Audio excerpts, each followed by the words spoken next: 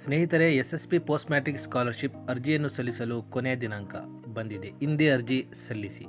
ರಾಜ್ಯ ವಿದ್ಯಾರ್ಥಿ ವೇತನ ತಂತ್ರಾಂಶದಲ್ಲಿ SSP ಪೋರ್ಟಲ್ನಲ್ಲಿ 2023-24ನೇ ಸಾಲಿನ ಮೆಟ್ರಿಕ್ ನಂತರದ ವಿದ್ಯಾರ್ಥಿ ವೇತನಕ್ಕೆ ಅರ್ಜಿ ಸಲ್ಲಿಸುವ ಹಾಗೂ ಈಗಾಗಲೇ ಅರ್ಜಿ ಸಲ್ಲಿಸಿರುವ ಪರಿಶಿಷ್ಟ ಜಾತಿಗೆ ಸೇರಿದ ವಿದ್ಯಾರ್ಥಿಗಳು ತಮ್ಮ ಲಾಗಿನ್ ಮೂಲಕ ಆಧಾರ್ ಬೇಸ್ಡ್ eKYC ಅನ್ನು ಪೂರ್ಣಗೊಳಿಸಬೇಕು.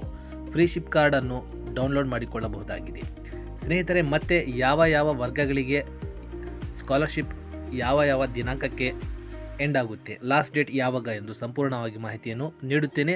ಮತ್ತು ನೆಕ್ಸ್ಟ್ ವಿಡಿಯೋದಲ್ಲಿ ನೀವು ಸ್ಕಾಲರ್ಶಿಪ್ ಅಪ್ಲೈ ಮಾಡಿರುವುದನ್ನು ಫ್ರೀ ಶಿಪ್ ಕಾರ್ಡ್ ಹೇಗೆ ಡೌನ್ಲೋಡ್ ಮಾಡಿಕೊಳ್ಳಬೇಕು ಮತ್ತು ಆಧಾರ್ ಬೇಸ್ಡ್ eKYC ನೀವು ನಿಮ್ಮ ಮೊಬೈಲ್ನಲ್ಲಿ ಯಾವ ರೀತಿ ಮಾಡಿಕೊಳ್ಳಬಹುದು ಎಂದು ನಾನು ನಿಮಗೆ ನೆಕ್ಸ್ಟ್ ವಿಡಿಯೋದಲ್ಲಿ ತಿಳಿಸುತ್ತೇನೆ. ಸ್ನೇಹಿತರೆ, ಈ ಒಂದು ನಮ್ಮ ಚಾನಲಿಗೆ ನೀವು ನ್ಯೂ ಮೆಂಬರ್ಸ್ ಆದರೆ ದಯವಿಟ್ಟು ನಮ್ಮ ಚಾನಲನ್ನು ಸಬ್ಸ್ಕ್ರೈಬ್ ಮಾಡಿ ಹಾಗೂ ಬೆಲ್ ಐಕನನ್ನು ಪ್ರೆಸ್ ಮಾಡಿ, ಏಕೆಂದರೆ ಹೊಸ ನೋಟಿಫಿಕೇಷನ್ ನಿಮಗೆ ತಲುಪಲಿ ಎಂದು.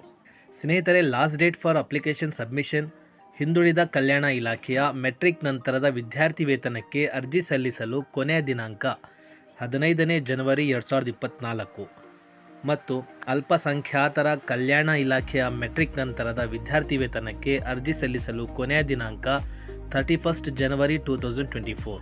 ಅಲ್ಪಸಂಖ್ಯಾತರು means Muslims, Christian, Buddhist, Sikh, Farsi.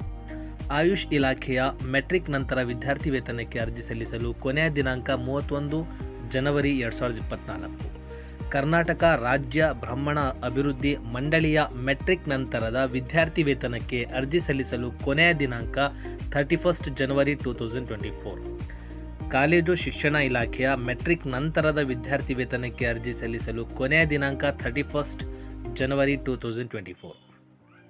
ಸಮಾಜ ಕಲ್ಯಾಣ ಇಲಾಖೆಯ ಮೆಟ್ರಿಕ್ ನಂತರದ ವಿದ್ಯಾರ್ಥಿ ವೇತನಕ್ಕೆ ಅರ್ಜಿ ಸಲ್ಲಿಸಲು ಕೊನೆಯ ದಿನಾಂಕ 14 ಫೆಬ್ರವರಿ 2024.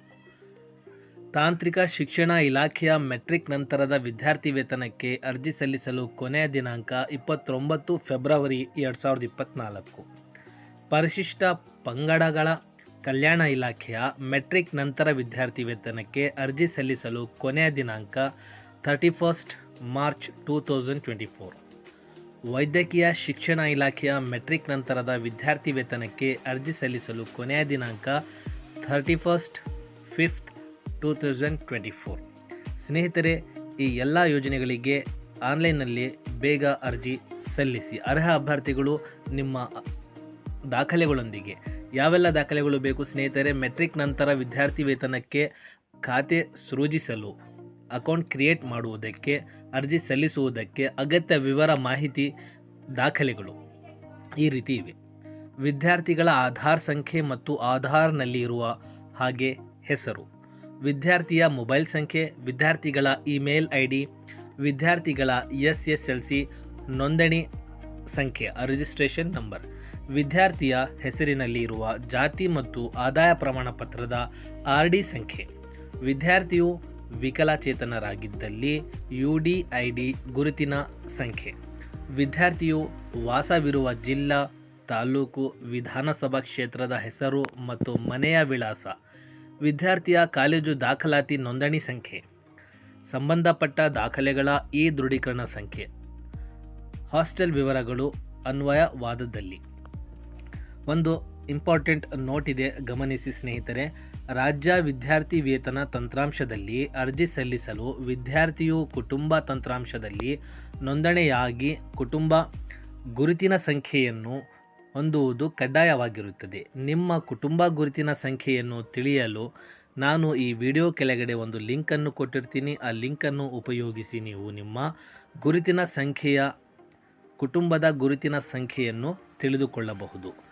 ಮತ್ತು ವಿದ್ಯಾರ್ಥಿಯ ಕುಟುಂಬ ಗುರುತಿನ ಸಂಖ್ಯೆ ಲಭ್ಯವಿಲ್ಲದಿದ್ದಲ್ಲಿ, ನಿಮ್ಮ ಕುಟುಂಬದ ಗುರುತಿನ ಸಂಖ್ಯೆ ನಿಮಗೆ ಲಭ್ಯವಿಲ್ಲದಿದ್ದಲ್ಲಿ ಕುಟುಂಬದ ತಂತ್ರಾಂಶದಲ್ಲಿ ನೋಂದಣಿಯಾಗಲು ನಾನು ಒಂದು ಲಿಂಕನ್ನು ಕೊಟ್ಟಿರ್ತೀನಿ. ಆ ಲಿಂಕ್ ಉಪಯೋಗಿಸಿ ನೀವು ನಿಮ್ಮ ಕುಟುಂಬದ ಗುರುತಿನ ಸಂಖ್ಯೆಯನ್ನು ನೀವು ಅಪ್ಲೈ ಮಾಡಬಹುದು.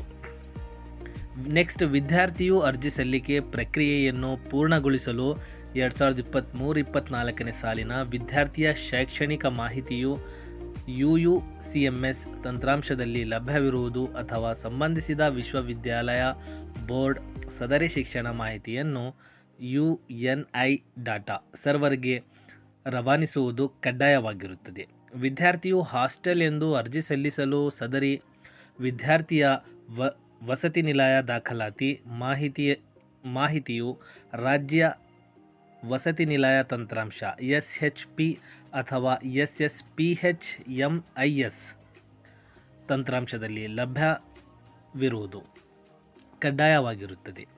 ಸ್ನೇಹಿತರೆ, ಈ ದೃಢೀಕರಣ ಪೋರ್ಟಲ್ಗಾಗಿ ಇಲ್ಲಿ ಕ್ಲಿಕ್ ಮಾಡಿ. KYC ಮಾಡಲು ನಾನು ಒಂದು ವಿಡಿಯೋ ಕೆಳಗಡೆ ಲಿಂಕನ್ನು ಕೊಟ್ಟಿರ್ತೀನಿ. ಆ ಲಿಂಕನ್ನು ಉಪಯೋಗಿಸಿ ನೀವು ಈ KYCಯನ್ನು ಈಸಿಯಾಗಿ ಮಾಡಬಹುದು ನಿಮ್ಮ ಮೊಬೈಲ್ನಲ್ಲಿ.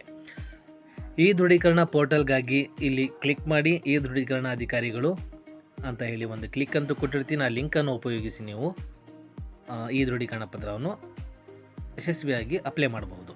ನೆಕ್ಸ್ಟ್ ಸ್ನೇಹಿತರೆ, ಸಹಾಯವಾಣಿ. ನಿಮಗೆ ಏನಾದರೂ ಡೌಟ್, ಸ್ಕಾಲರ್ಶಿಪ್ ಬಗ್ಗೆ ಏನಾದರೂ ಅಪ್ಲೈ ಮಾಡುವಾಗ ಪ್ರಾಬ್ಲಮ್ಸ್ ಬಂದರೆ ಒಂದು ಸಹಾಯವಾಣಿ ಮೊಬೈಲ್ನ ಹೆಲ್ಪ್ಲೈನ್ ನಂಬರ್ ಇದೆ, ಅದು 1902. ಈ ನಂಬರಿಗೆ ಕಾಲ್ ಮಾಡಿ ನಿಮಗೆ ಏನು ಪ್ರಾಬ್ಲಮ್ ಇದೆ ಸೊಲ್ಯೂಷನ್ ಅವರು ಕೊಡ್ತಾರೆ.